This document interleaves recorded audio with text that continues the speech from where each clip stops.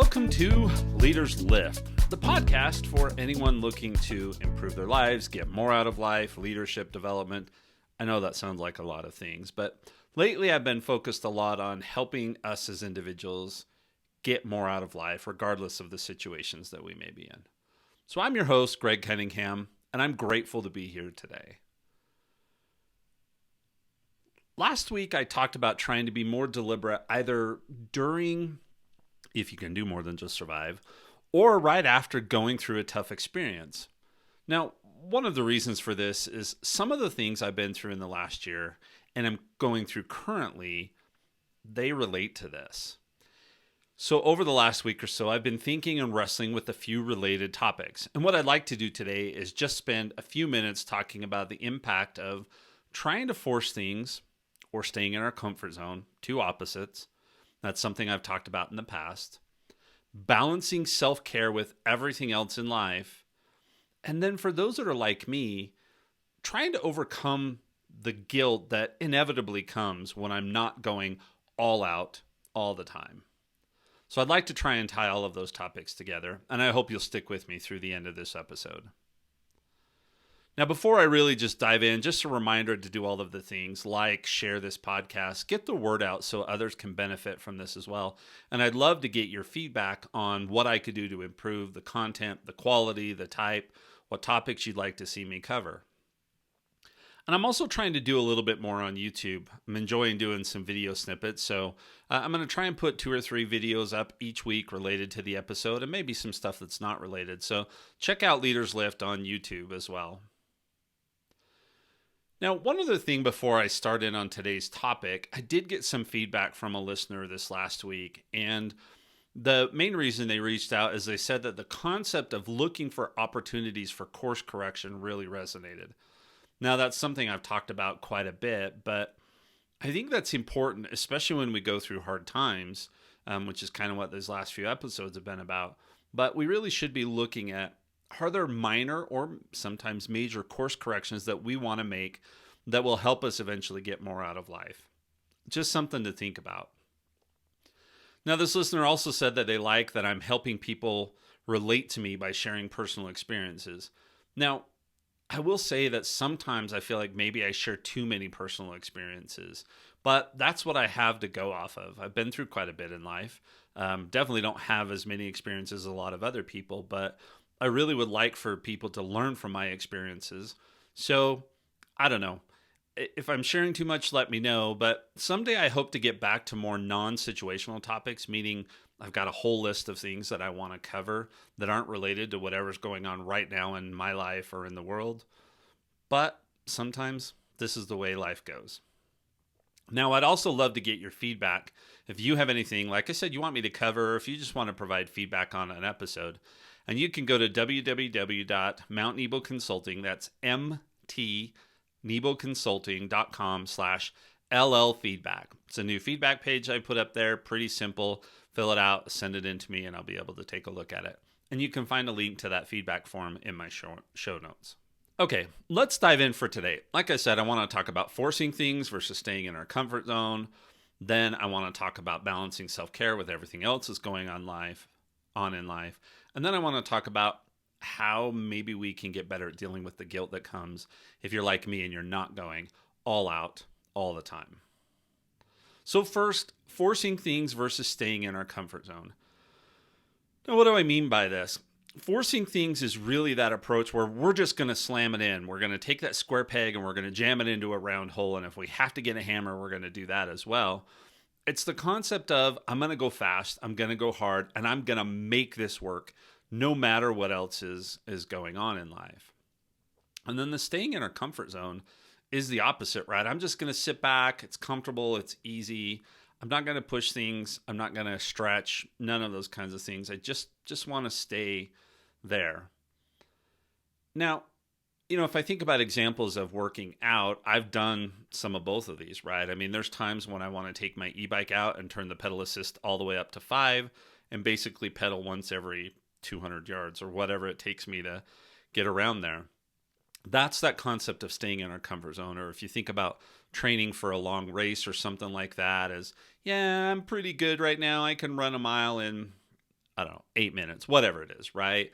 And I'm just going to stay about right there. That's staying in our comfort zone.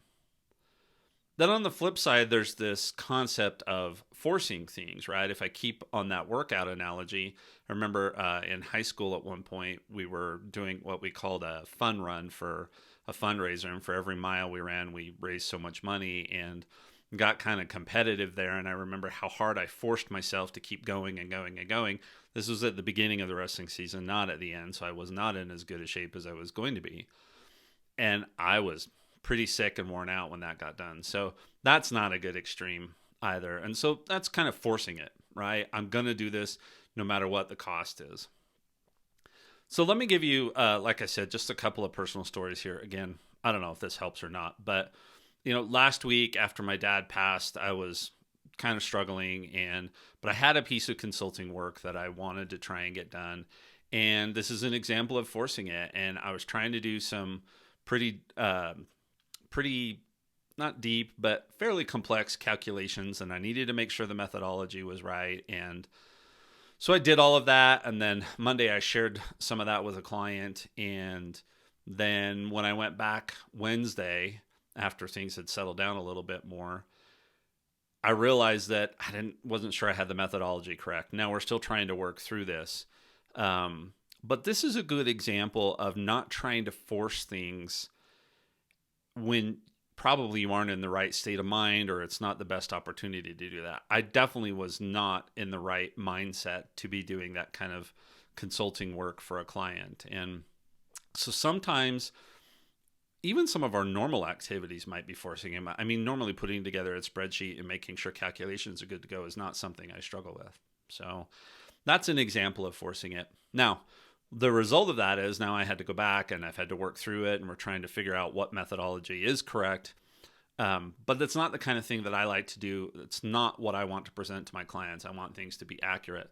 So a lesson for me there is when you're not in the right mental space, don't do those kinds of things that require that kind of mental effort. Now, the other extreme is staying in our comfort zone. And I've shared a little bit of this, but I think both times when I got laid off, the first time in 2019 and then the second time in 2022, I think I had gotten into a comfort zone and gotten a little bit complacent. The first time, I wasn't really making a difference. The company was going through a merger. All the projects had been put on hold.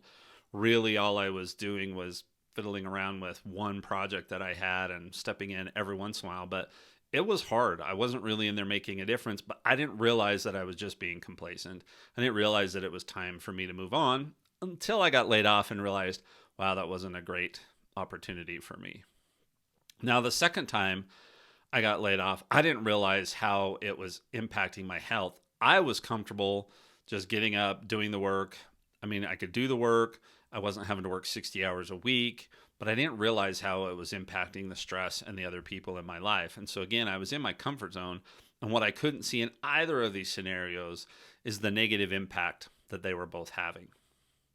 So those are two kind of examples, plus the working out ones that I shared earlier, of what I mean by forcing things versus staying in our comfort zone.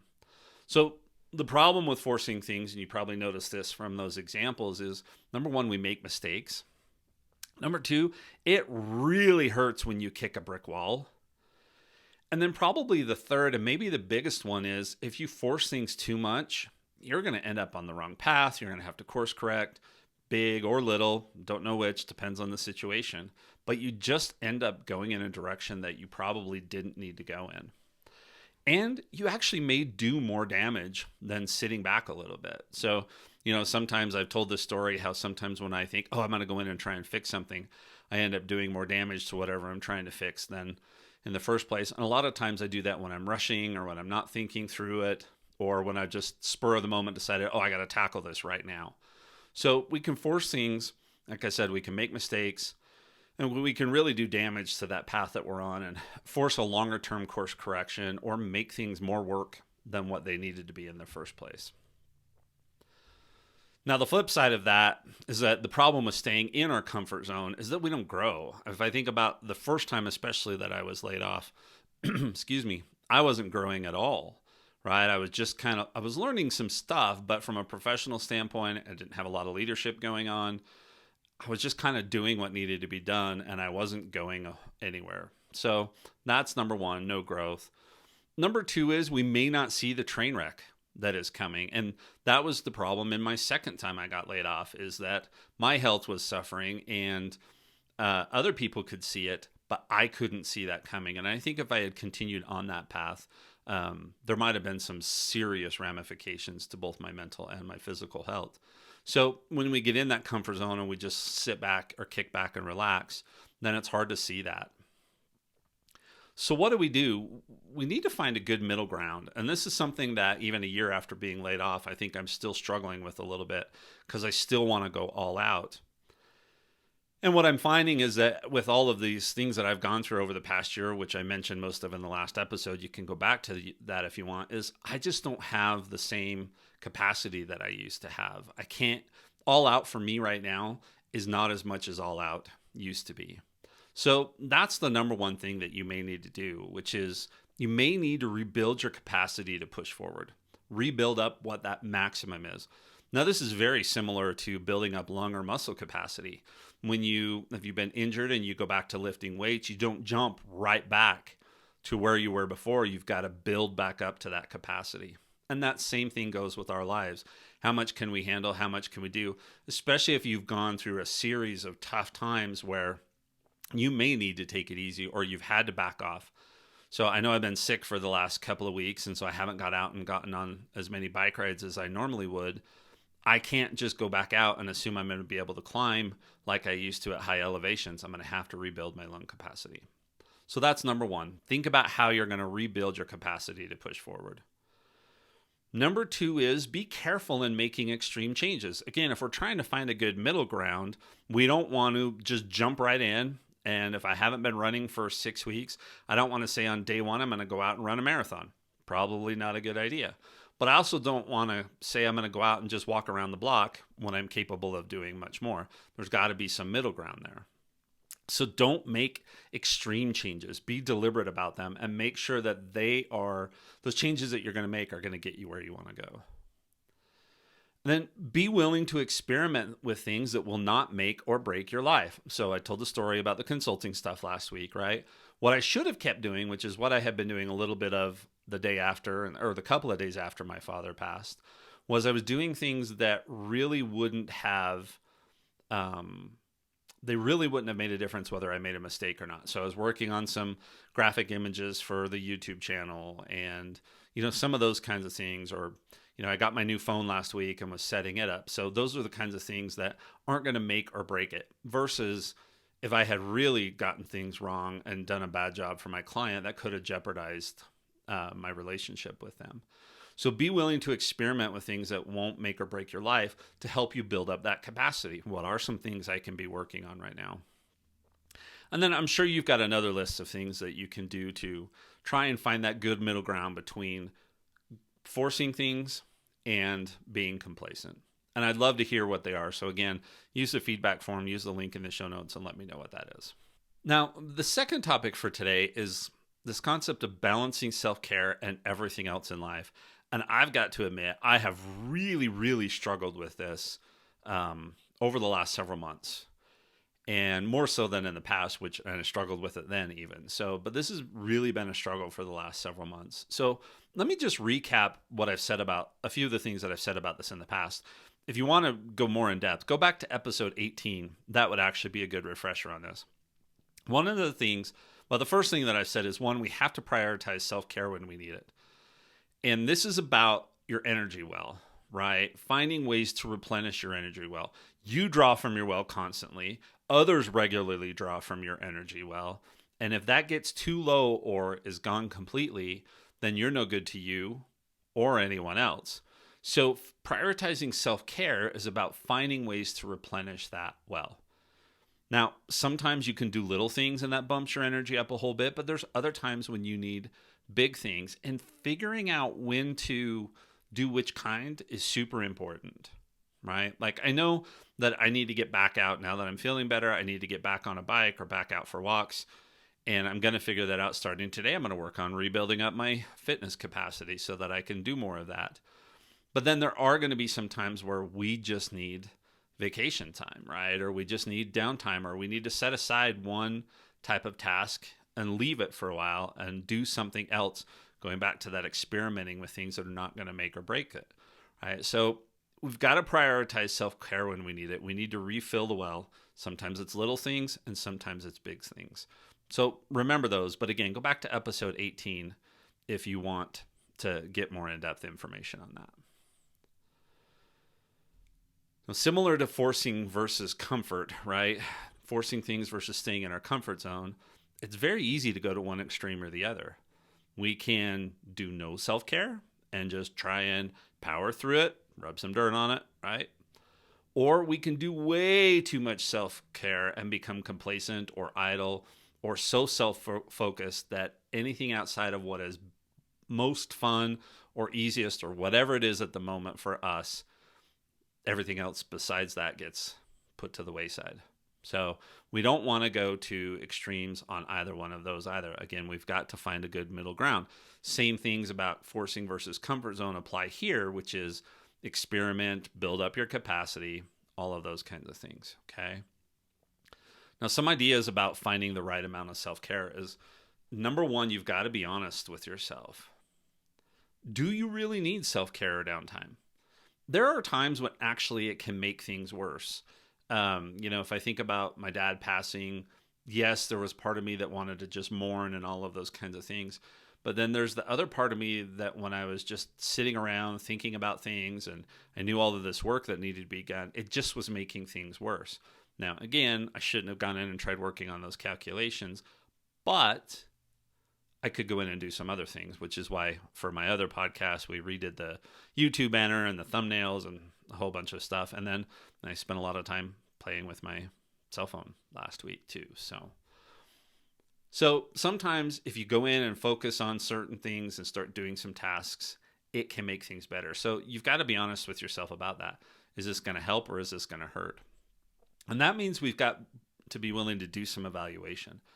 Are there key things that have to be done right now? So neglecting those key things, it's likely to cause even more of a drain on your energy, right? So, just let's say you really don't want to go to the post office and mail off the power bill, but if it's not postmarked by today, your power is going to be shut off. Probably need to get up and go down and do that, right? Neglecting that is just going to put a worry on you, and eventually you're going to end up with no power. So probably should go down and pay that. I know that's kind of a simple example, but that's the first question. Are there key things that have to be done right now? And then the second question following up on that is, are there things that can be pushed off for a period of time? Okay, so the power bill's not due for 2 weeks. I got the check sitting right here, but I got to walk it down to the post office or to the mailbox or whatever. I know this is not a realistic scenario, but I'm not going to worry about it right now. I'm going to go do something else, right?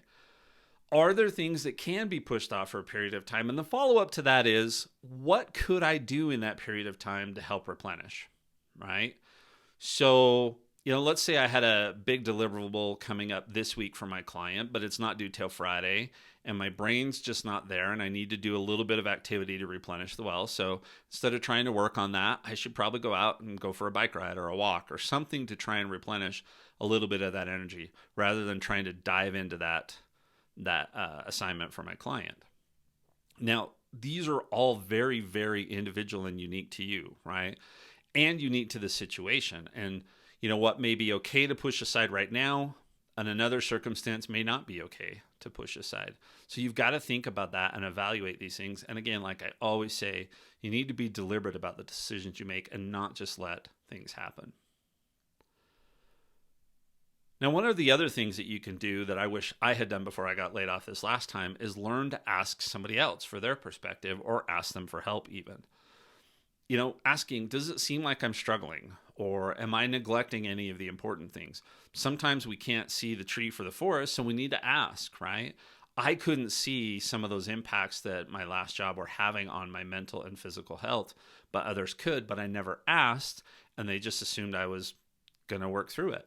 Well, I don't know what it would have turned out if I hadn't got laid off, but I know when I did get laid off, I had a lot of people telling me we were really concerned. So sometimes you need to ask others for their opinion and perspective.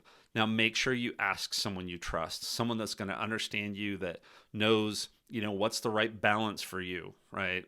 It isn't going to tell you, I just don't worry about anything, when that's going to make things worse, or tell you, no, just rub some dirt on it and power through, when that's going to make things worse. This is all about finding that middle ground, right? So make sure you ask someone that's going to help you do what's right, not force you to one extreme or the other. Now, one of the other things you need to do is to not neglect your physical health, right? I know I talk a lot about making decisions and thinking through things, but don't neglect your physical health. Being sick and stressed, for me, means I eat more snacks and I don't exercise as much. It's actually more draining than you would think, right? You think, okay, I'm going to just sit around and rest and I'm going to get feeling better. Well, that's not necessarily the case for me all the time. There are times when I have to push off the physical exercise because my body needs all of the strength it has to fight off whatever bug I have. If I think about when I got COVID, one of the times that, I just couldn't, right? I just couldn't get out of bed for the most part for a couple of days. So, but there are other times when I've got a cold or something like that I know that if I go out and exercise, it's actually better for me. So don't neglect that part of this. Figure out when you should be exercising or doing things and when you shouldn't. And again, find something simple to do. Don't push it too much if you're really physically sick, because that could make things worse, right? I'm not going to go jump on, throw my bike in the truck, go up to the mountain trails and ride for 2 hours right now. I'm going to go out for a walk, or I'm going to get on my e-bike, or I'm going to get on the stationary bike in the basement and build back up that capacity. But I do need to start getting that physical health back where it needs to be. So just like everything else I've been talking about today, we shouldn't force our physical health, but we shouldn't get too complacent with it either. We need to find that good middle ground that allows us to continue to progress, again, so that we can get the most out of life. Now, for the last concept for today, this is the thought about overcoming the guilt that some of us feel for not going all out all of the time. So here's the question. Do you feel guilty when you slow down or take a break? Or when you do some self-care? Or when you say, I'm just not going to do anything today? Now, I'm not sure I've got a great answer for how to approach this, because to a certain extent, you don't want to get too comfortable with your conscience pricking you, because that would make it way too easy to just take permanent downtime. So I don't want to drive your conscience away from that. But at the same time, sometimes that guilt causes more damage, right? It's okay to have our conscience prick us and say, hey, maybe you should get going, but not to push us so hard that, again, we're trying to force things. Again, not one of these extremes, finding some middle ground. So what I've been thinking about lately and trying to do, and will continue to do this, and again, I would love to have your feedback or thoughts on this. Number one, I'm working to find the right speed to approach life. I had this thought again just this morning, is that I was working on something and I thought, you know what, slow down. You don't need to be in a rush to do this, because I always seem to want to get everything done as quickly as possible. And that's too fast, and that's forcing things to a certain extent. So one of the things that I want to do is to try and work to find the right speed to approach life. Goes for professional life, personal life, all of those kinds of things. Because I don't need to be moving at full speed all the time. I don't need to be forcing things that don't have critical timing. If you go back to my story about those calculations, I really didn't need to work on those last week. It would have been fine working on them, or that week when my dad passed. It would have been fine waiting to work on them later. So that's about finding this right speed to approach life, so that I'm not forcing things, but I'm not, I don't have my foot fully on the brake. It's also about, and I'm trying to figure out how to find a better balance between things that are good self-care for me and everything else, right?